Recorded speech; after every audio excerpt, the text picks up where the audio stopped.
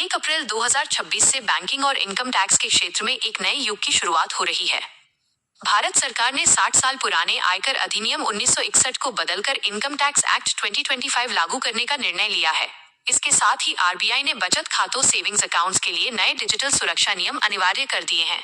यहाँ आपके बचत खाते और टैक्स पर होने वाले बदलावों का पूरा विवरण दिया गया है। 1. बचत खाते सेविंग्स अकाउंट पर टैक्स के नियम। नए इनकम टैक्स एक्ट 2025 के तहत बचत खाते के ब्याज पर टैक्स की स्थिति इस प्रकार रहेगी।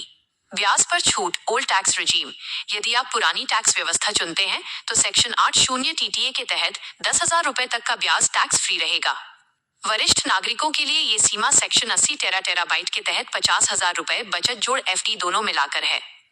नई टैक्स व्यवस्था न्यू टैक्स रिजीम। यदि आप नई व्यवस्था जो अब डिफॉल्ट है चुनते हैं तो बचत खाते के ब्याज पर कोई अलग से छूट नहीं मिलेगी। आपका पूरा ब्याज आपकी कुल आय में जुड़ जाएगा।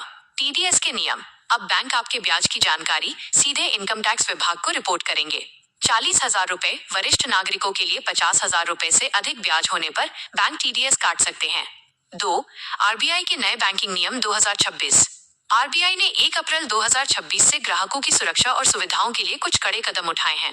बीएसबीडी बेसिक सेविंग्स खातों के लिए मुफ्त सेवाएं।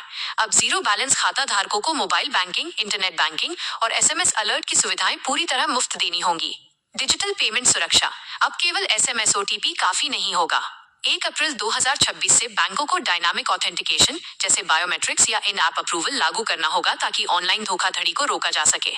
एटीएम और यूपीआई कैश निकासी।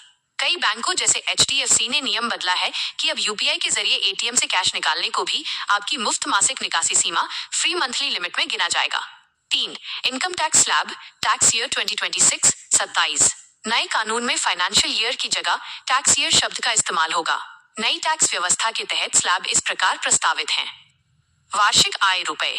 टैक्स की दर नई व्यवस्था 0 रुपए से 4 लाख रुपए तक, 4 लाख रुपए से 8 लाख रुपए तक, 5%, 8 लाख रुपए से 12 लाख रुपए तक, 10%, 12 लाख रुपए से 16 लाख रुपए तक, 15%, 16 लाख रुपए से 20 लाख रुपए तक, 20%, 20 लाख रुपए से 24 लाख रुपए तक, 25%, 24 लाख रुपए से ऊपर, 30%।